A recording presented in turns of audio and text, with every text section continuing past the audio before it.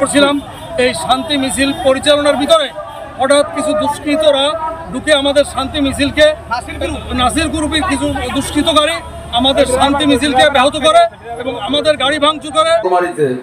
Sanjay Shah office ঘরে হামলা করা হয়েছে। সঞ্জয় শাহ আমাদের খুবই একজন হেড লিডার, সে খুবই সাহসী নেতা, কয়েকবার জেল কাটছে।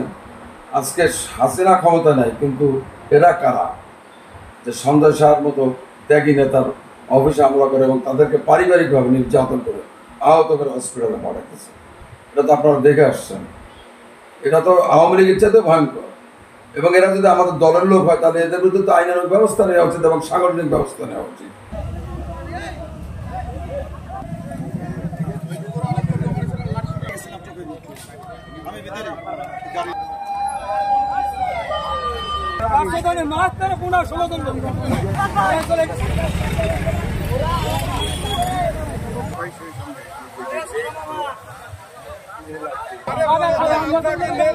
Ada